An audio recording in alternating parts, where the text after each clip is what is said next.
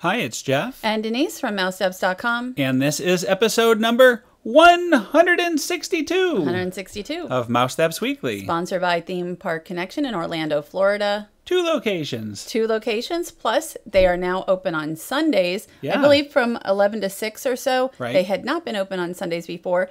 Plus, they have some specials through October. They were only going to be for this past Sunday, but now they've extended it. Due to popular demand. Due to popular demand. Also, if you say Mousesteps sent you, you'll get 10% off on in-store and online purchases. If you do it online, there's a place to put a code. The code is Mousesteps. Very easy to remember. That's right. And PixieVacations.com, they are our official travel agency. We're heading into food and wine. We're a couple weeks into it now, but we also have Christmas coming up, and this is a time to think about that. And actually, even the Flower and Garden Festival at Epcot next year. That's right. We're going to be having a meet with them, and we're going to link to that in the show notes. On October 17th. That's right, October 17th. 2 little meets, actually. Yep. Also, Maple Leaf Tickets, our official ticket agency, the best deals on tickets in town. They have tickets for all these things, and with prices going up, probably a good idea to pick up some tickets while you can. Absolutely. So we're going to start the show with Disney's Hollywood Studios. We haven't been in quite some time now. And that was at the end of Frozen Summer Fun. We met some friends, and that was at least a couple of weeks ago, 2 to 3 weeks since we've been there. Right, so we have not seen the completely unsullied view of the Chinese theater. Last time we were there, the stage had just come down, but the trees, you know, the little trees with wheels on them we always talk about, they were still blocking the way. But here it is. Look at this. It's the classic view, from the 1989 view that we sort of remember. And 90s until around 99 or so. Yeah, and, about 99, I think. And the Chew, I believe, has a stage at Epcot right now because they are recording at Epcot, so that's something I think you'll be able to see in the next couple weeks on TV. So if you miss the stage, you can go over to Epcot and visit it.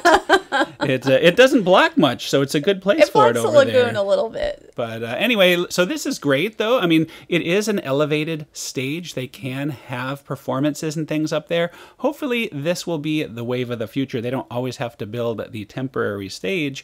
I would like to see them use this stage. Is that, see, I hadn't even thought of it as a stage. I thought it was just an elevated area, and I didn't know well, there's a flower there. bed right back there. Nice place for topiary, perhaps. Or Elsa. Well, an Elsa topiary.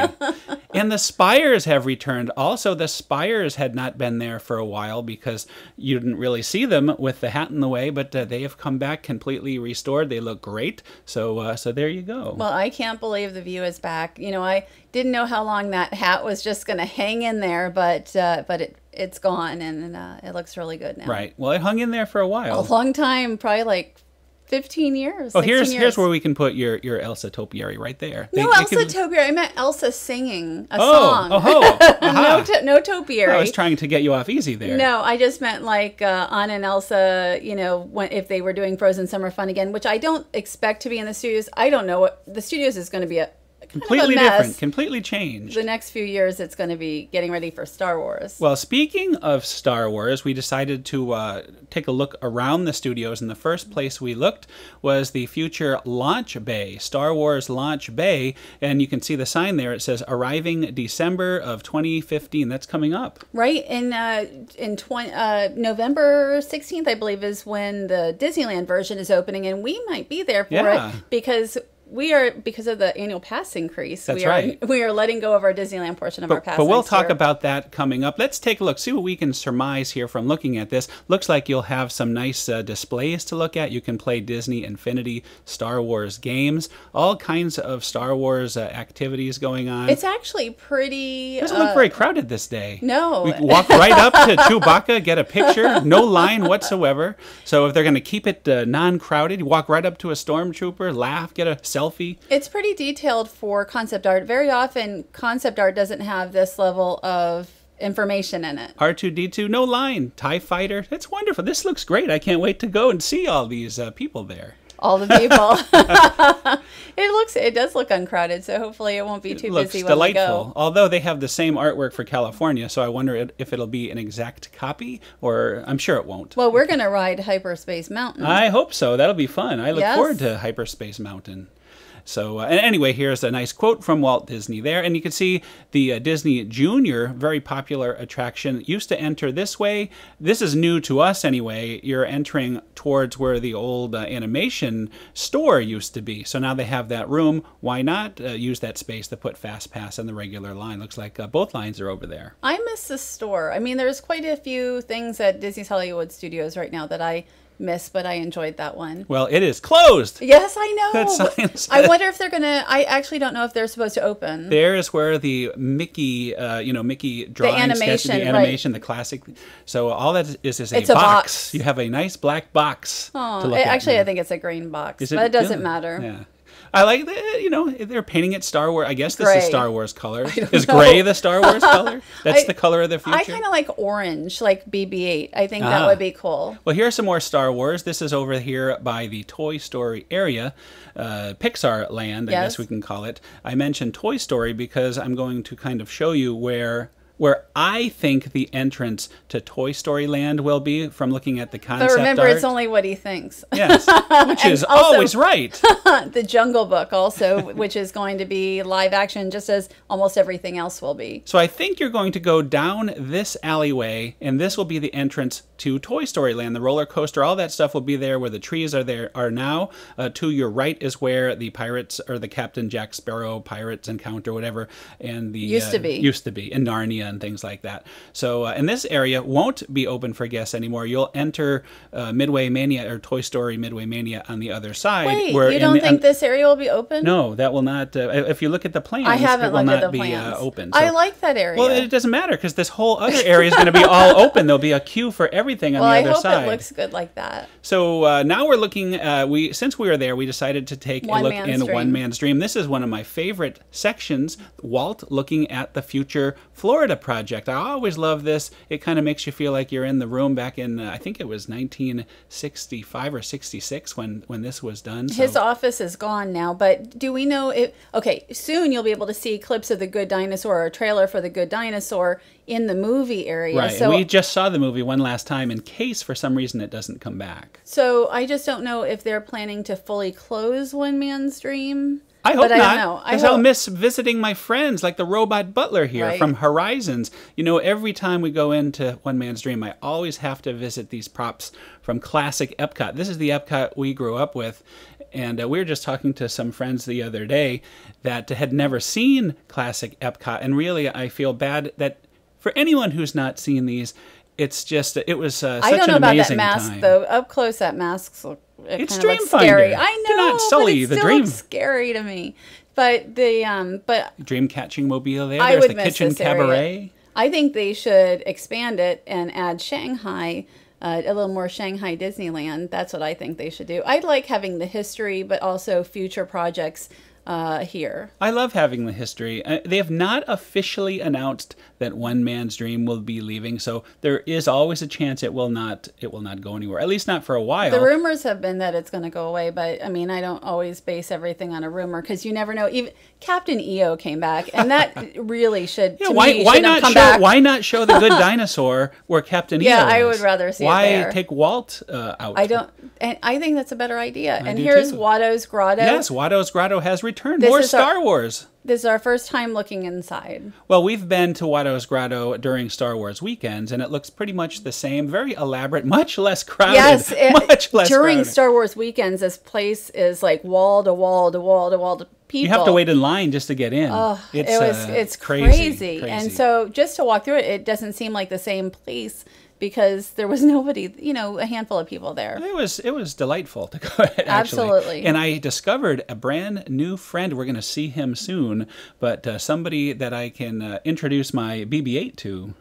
Yeah, you remember who I'm talking about. Yes, I know who you're talking about. But, and they do have BB-8 merchandise in here. They didn't have the $159. The app controlled BB-8, but still they had not back. BB-8 hats and all kinds of merchandise. I don't say. I mean, it doesn't feel like a very crowded store merchandise. There he is. There he is. It is talking interactive Yoda. I loved it. I loved him, and we decided we were going to ask him when Star Wars Land would be open, and he confirmed that Star Wars Land would be open in 2017. Oh yeah, he confirmed. I will link to the video. He's right there. He's saying yes. I said, "Will it open 2017?" He says, "Yes, it will." But it probably will not. Oh, it probably won't be open. I don't even know when it'll be open. Yoda himself. I know, but it's not even breaking ground till like at least 2016. The Force is strong.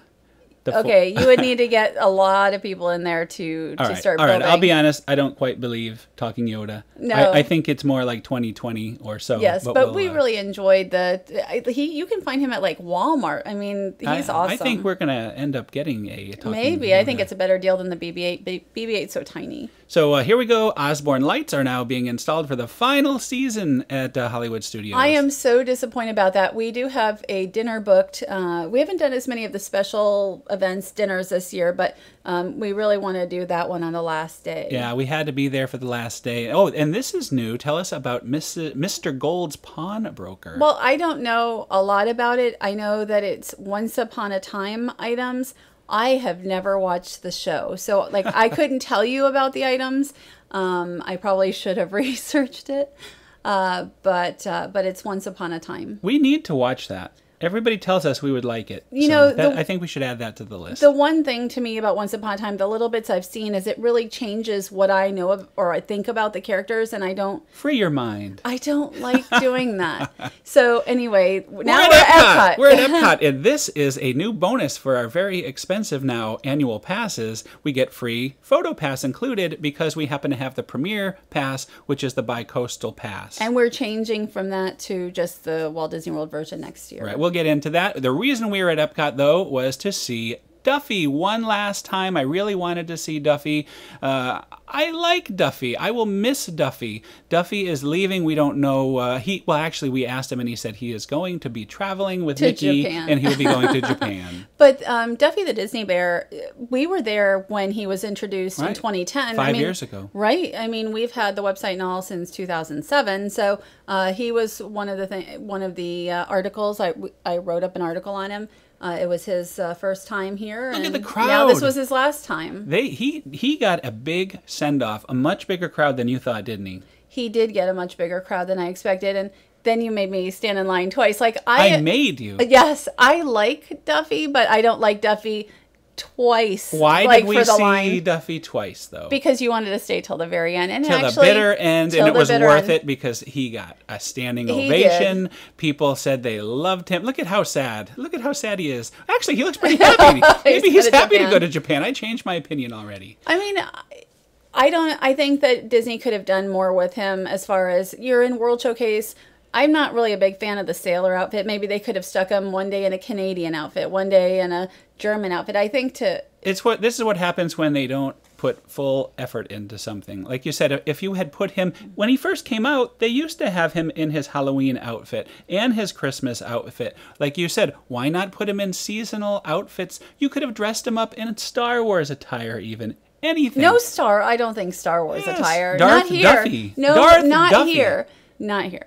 Well, and there's Grace and Thomas. Oh, yes. The viewers of the show. Very nice. We had a great time hanging out with them. So thanks thanks very much. And look, she has a tiny little Duffy that she was showing to the I forgot my Gelatoni, which I was going to bring. I have a Gelatoni plush from Japan. I didn't go, but a friend went. There were other fans of Duffy there with the full menagerie of characters. They did. Some of them had like 4 or 5, plush of different, like ShellieMay and Gelatoni. And I guess there's a seagull, and I don't know much about that one. So that was one last cast picture for Duffy, and here he comes to start his travels. So he's heading out, and he got a nice ovation. Look at the people clapping. What a nice send-off for Duffy. I was not expecting that. I mean, he has a pretty hardcore base. It's not a huge. I don't think it's a huge base in America, but.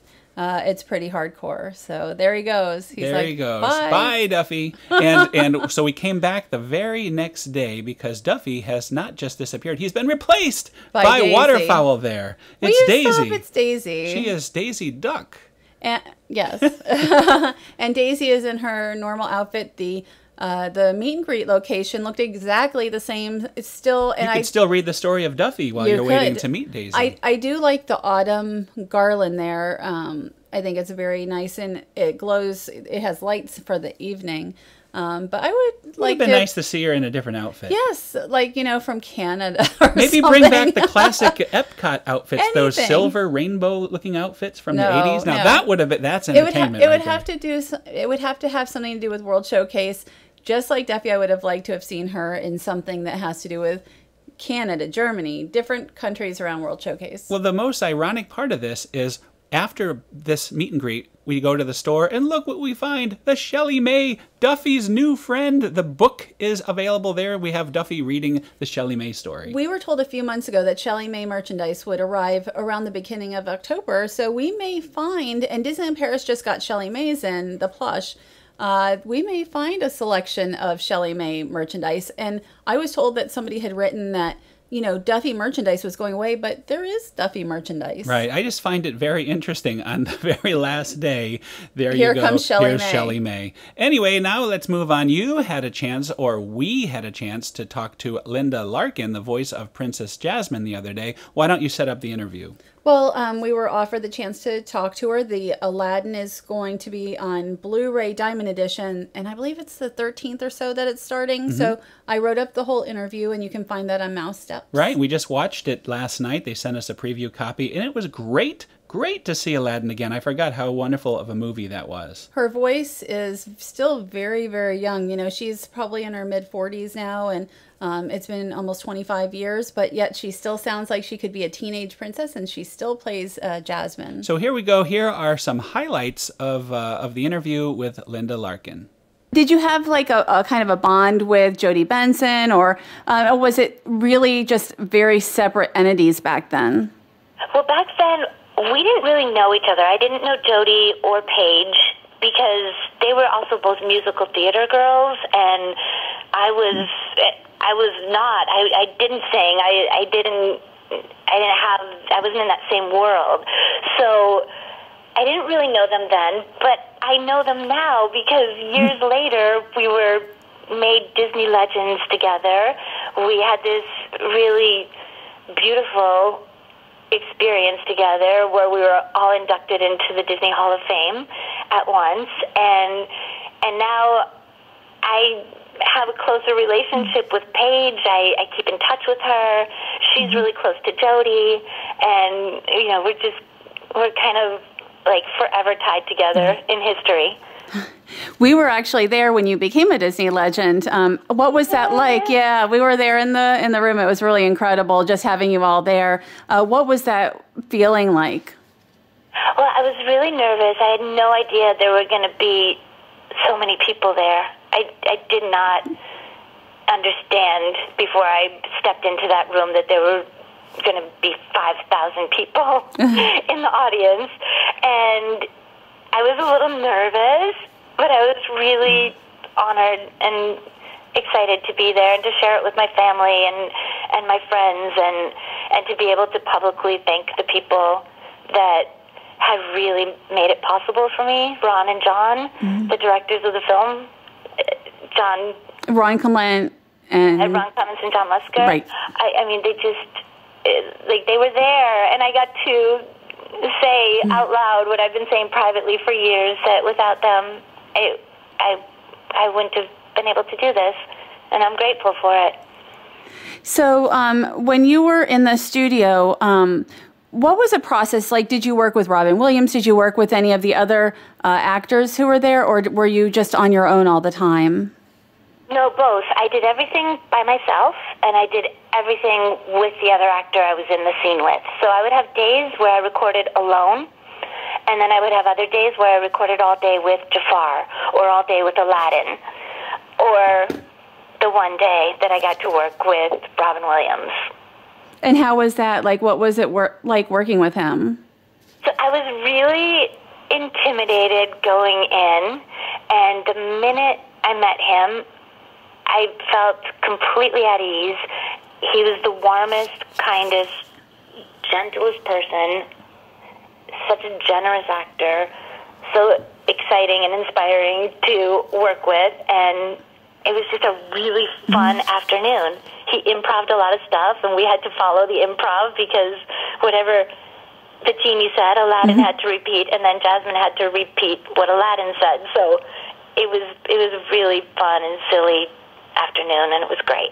That's really awesome. What a cool story. Yes, I just need to work on my ums during the interviews. No, it wasn't that bad. I don't know. Anyway, we'll link in the show notes to your full transcription of the interview on Mousesteps, and also you might want to pick up the Aladdin Blu-ray. There's one special feature about the Broadway show, the Aladdin Broadway show in particular, that I thought looked outstanding from what we saw. And we still have to finish the special features. So moving on now, we're back at Walt Disney World, Disney Springs, actually, for Jock Lindsey's Hangar Bar. We were there for the opening day of that. And you were first in line. I actually had... There I am, first in line. I had a doctor's appointment, and we were told that people were going to start getting there by 8:30. So I was like, okay, I'll drop you off first. I'll go to my appointment, and then I'll just meet you.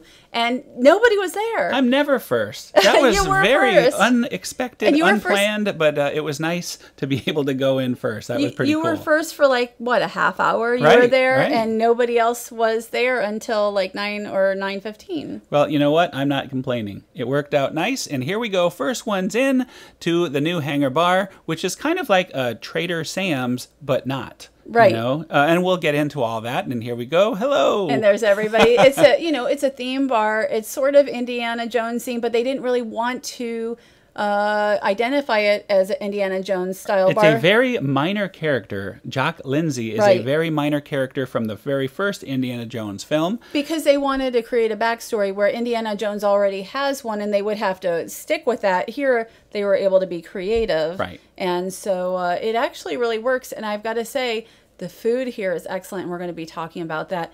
Way better than I could have thought. And way better than Trader Sam's. No comparison as far as the food. The drinks are different, so it's kind of hard to complain. Oh, look at that was the building. Yes, that was Jock himself looking at the building of the bar. But that room is a little loud to me. Like, it's, the acoustics in there, like I wouldn't want to be seated in there. Yes, that one particular room. It's like a underwater capsule or something like that. Well, we were seated at the bar. Right. We always like to be seated at the bar because that's how you're guaranteed to get fast service. And sometimes you go to these places and it is not the case. Now, there we go. There is Jock himself. We rewatched Indiana Jones right before this just so we can familiarize with Jock Lindsey. Well, because I was like, well, I don't really remember him. And there's a reason why I don't remember him. He's in it for about a minute. Yeah. Maybe 2. I was like, oh my gosh. So they're building a bar based on a character I still barely saw. Now, you saw that picture right between Indy and Jock. There's a snake there. Well, Jock Lindsey does have a pet snake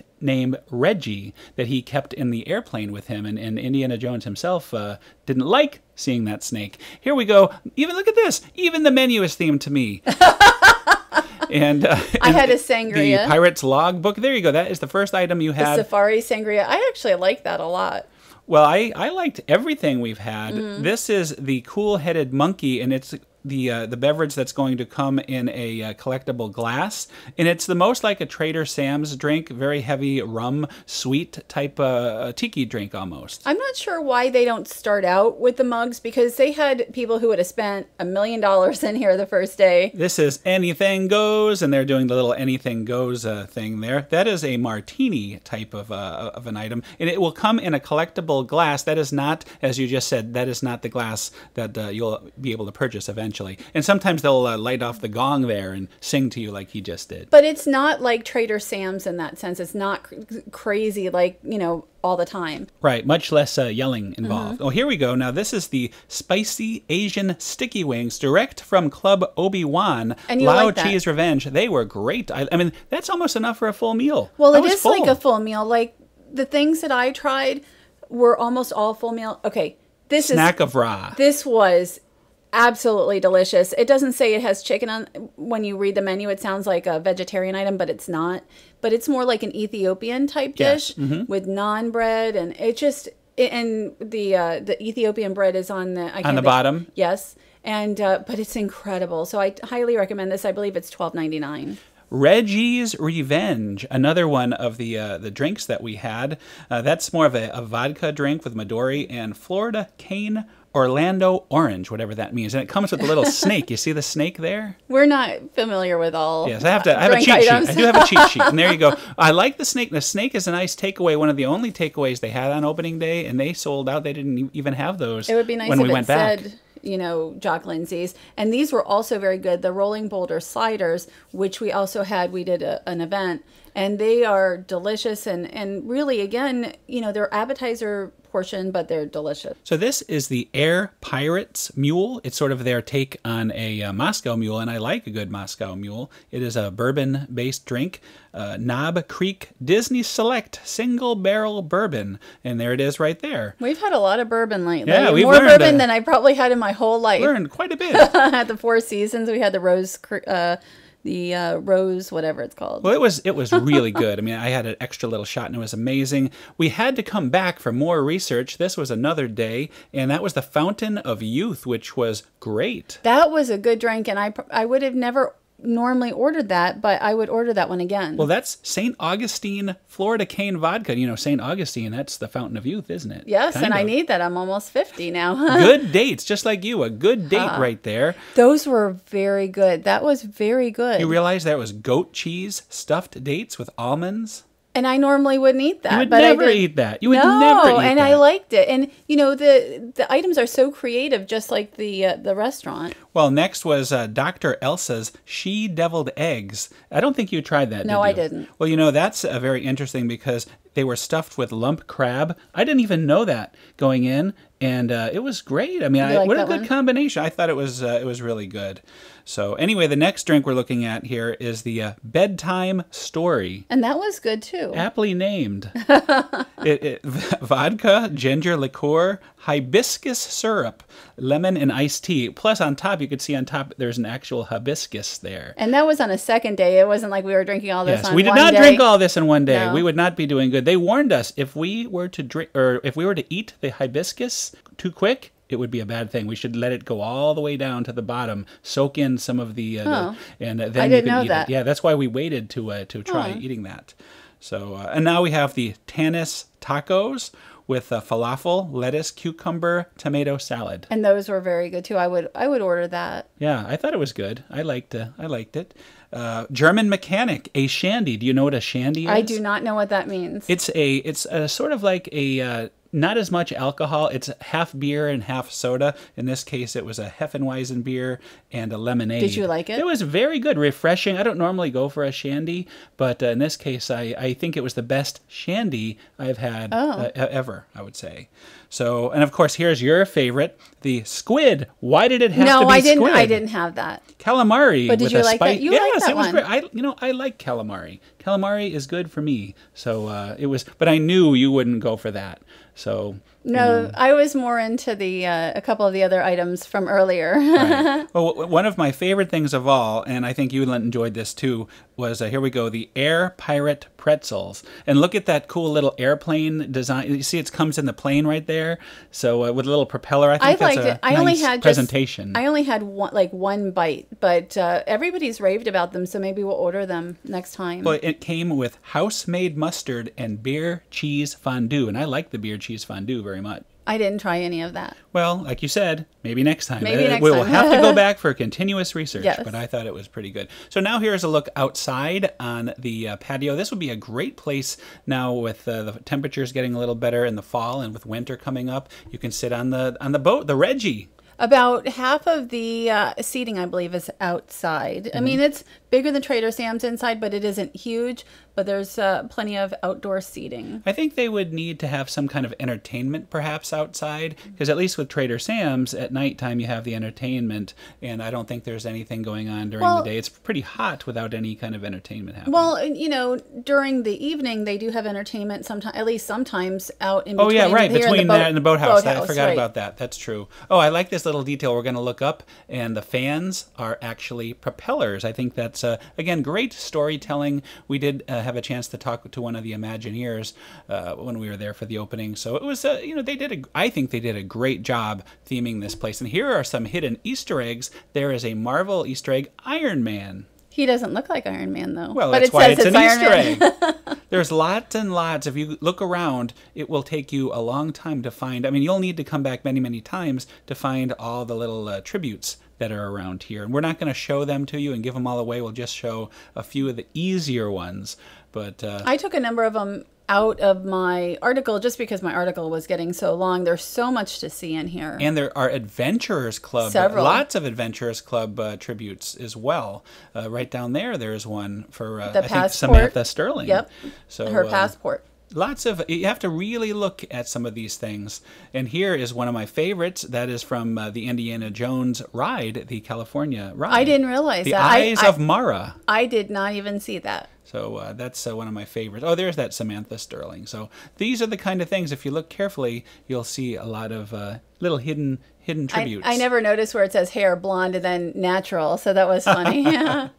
So, and again, more tributes. This is from the first Indy movie. There's an R2-D2, and of course this is also from the first film. I believe it's from the first film when Indiana Jones at the very beginning is in the cave and he's trying to get the idol. See, I don't know all of the, I don't know all of the details. I'm not a big Indiana Jones fan. I like Indiana Jones. It's sort of like Star Wars. I like Star Wars, but I am not somebody who is very familiar with the films and, all the little details. And not being familiar, do you still enjoy the experience? I like the food. I like that the food is different than what you can find just pretty much anywhere on Walt Disney World property. And I wish that there was more really creative food that you can't find anywhere else. That would be hard to find. Right. I agree. This is probably my favorite bit of little tribute there. This is the the newspaper, and there are some Adventures Club characters, and you learn about the Giggle Gang, which obviously are up bullies the Springs. Yes, look at this. Much trouble. And we wondered what became of the Giggle Gang, so now we know, sort of. And I found some spelling errors that I guess they're fixing. One of them is Gazette, so they spelled Gazette wrong, and they also spelled Lindsey wrong at one point in one article. So you can see Gazette's supposed to be with one Z. You're the spelling police, aren't you? I am the spelling police. But that is being corrected, so yes, everything is It might already be done. There we are. Our friend Matt from Attractions got this picture and sent it to us. The only picture of us together. Well, you've been having a few, doing heavy research too. Not that heavy. Well, anyway, that's another show. That's another show. Thanks to Pixie Vacations, our official travel sponsor. And we will be doing a meet with them, really, as with Mouse Chat. Griswolds. Yes, the Griswolds. And that's on October 17th. There'll be a scavenger hunt and an event at Jelly Rolls. Right. We'll link to that information on the show notes. And Maple Leaf tickets. With the prices of tickets going up so much now, it's really great to save every dollar you can, so check them out. Absolutely. And Theme Park Connection, our original sponsor. Again, if you use Mousesteps, you will get 10% off. Also online, there is a place to put a little code, and you put in Mousesteps, and it also saves money. So we're all about saving some money. Anyway, thanks again for listening, and have a great week. Have a great week.